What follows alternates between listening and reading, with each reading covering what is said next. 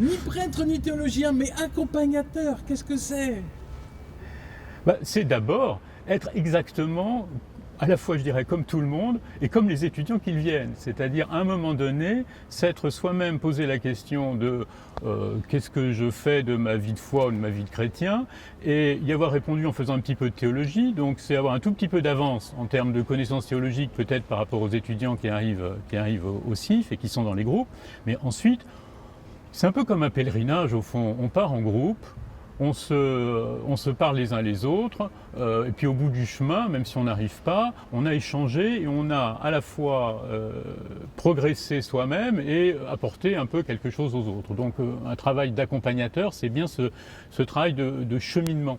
Le travail en groupe au CIF, c'est important. C'est à ce titre-là que j'accompagne des groupes, et le travail en petits groupes, c'est très classique pédagogiquement, c'est le premier intérêt.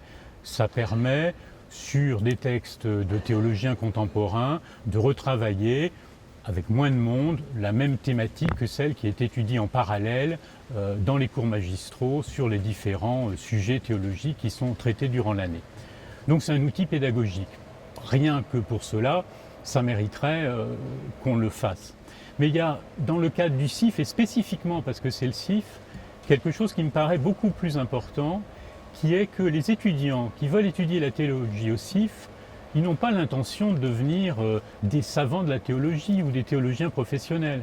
C'est des personnes qui, à un moment donné dans leur vie, dans leur existence, sentent la nécessité de faire ou refaire des études pour approfondir leur connaissance de la foi, et d'une manière un peu complète et méthodologiquement bien organisée, mais ils veulent faire ça pour eux, pour leur propre chemin spirituel, pour approfondir la manière dont ils prennent des responsabilités dans l'Église, ou pour leur façon de pouvoir témoigner de leur foi d'une manière la plus pertinente possible dans leur famille ou auprès de tiers. Mais Jean-Marc, ce serait quoi la différence entre le catéchisme et l'intelligence de la foi au CIF? La différence, c'est que un corpus de savoir, c'est une réponse à des questions, et c'est une réponse qui est figée.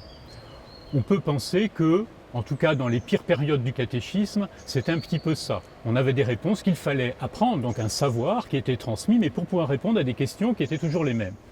Maintenant, et je pense que c'est vrai du CIF, c'est vrai sans doute d'autres lieux où on étudie la théologie, on veut étudier la théologie pour avoir un savoir qui est un outil, pour pouvoir approfondir, questionner ses propres visions de la foi, et avoir une réponse qui à la fois est libre et personnelle, tout en étant encadrée par un véritable corpus qui correspond au corpus transmis par l'Église dans sa théologie, mais qui reste questionnant.